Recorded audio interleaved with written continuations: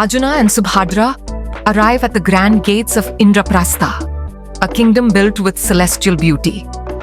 The golden towers shimmer under the sun as people cheer for the returning prince and his new bride. However, Arjuna's heart is filled with apprehension, knowing that Draupadi, his first wife, may not accept Subhadra easily. Once Krishna advised with wisdom, "Everything happening is for a good purpose. You must believe this strongly." As Subhadra steps inside the palace, she approaches Draupadi, holding a single peacock feather in her hands. She speaks softly. "This is from my brother Krishna.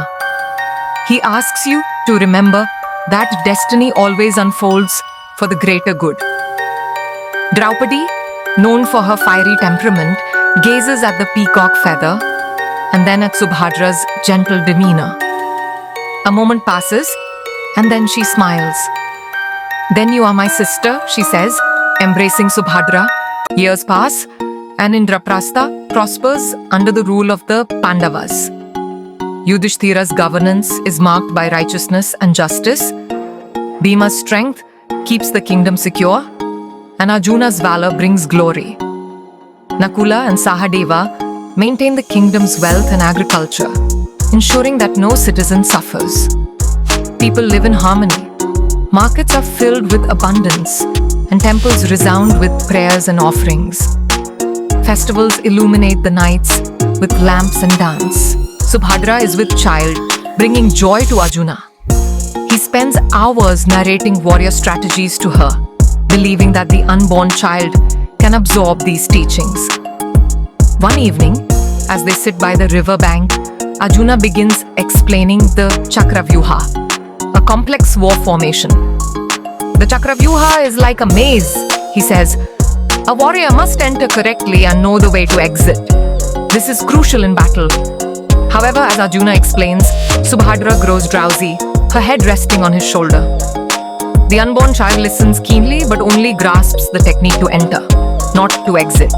The kingdom rejoices as Subhadra gives birth to a radiant baby boy, Abhimanyu. The celestial drums resound in the heavens, and Krishna blesses his nephew with a smile.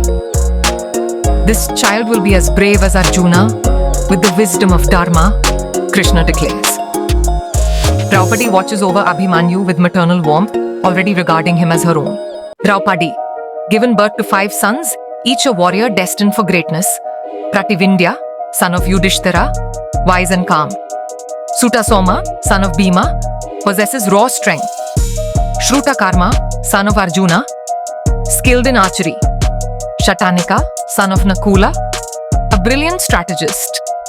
Shrutasena, son of Sahadeva, excels in swordsmanship. The palace is filled with laughter as the next generation of warriors grows under the guidance of their legendary fathers. In Hastinapura, Duryodhana seethes with envy at Indraprastha's rise. "They act as if they rule independently," he sneers. Meanwhile, Kunti, the mother of the Pandavas, summons her sons. "You must break free from Hastinapura's hold. Yudhishthira, perform the Rajasuya Yagna and become Chakravarthi, emperor of all kings." Yudhishthira hesitates. "Mother, war will cost countless lives." Bhima steps forward, his voice firm. "Do or die, brother. That is the life of a king. We are ready." Yudhishthira, still hesitant about the Rajasuya Yagna, seeks Krishna's wisdom. Sitting in the royal court, Yudhishthira voices his concern. "Krishna, I do not seek unnecessary war. Jarasandha has allied with powerful kings. If we provoke him, will we not invite disaster?" Krishna, calm and wise, replies, "You possess all the virtues of a Chakravarthi. If Dharma is to reign, you must lead." Yudhishthira listens intently as Krishna continues.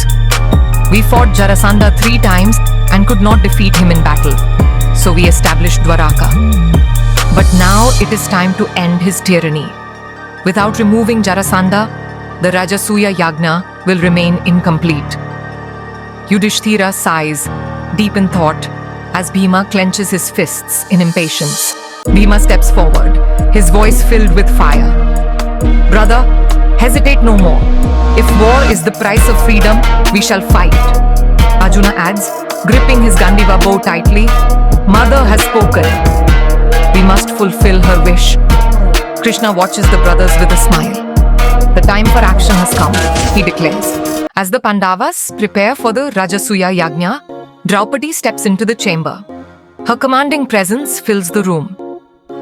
My lord, she begins, her voice clear and steady. Indraprastha is a kingdom of Dharma, yet it still bows to Hastinapura's rule.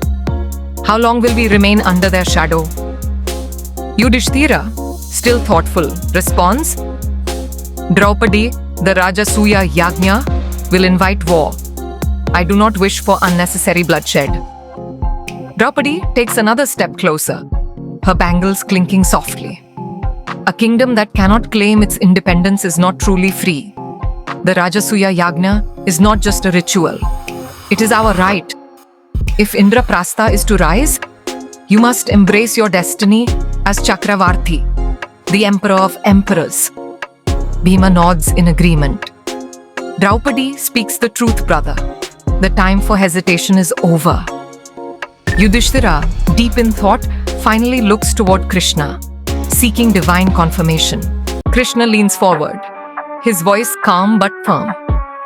Yudhishthira, Draupadi is correct. You have every qualification to be Chakravarthi. You rule with Dharma, you protect your people, and you hold no malice in your heart. The heavens themselves favor you. Yudhishthira remains silent, contemplating. Krishna continues. Your father King Pandu watches from the heavens. Do you not wish to see his soul rejoice? If you perform the Rajasuya Yagna, his name will be honored for eternity. A sudden breeze flows through the chamber, as if the universe itself agrees. Yudhishthira, now resolved, nods firmly. Then we shall proceed. The next morning, Yudhishthira summons his ministers and priests to the royal court.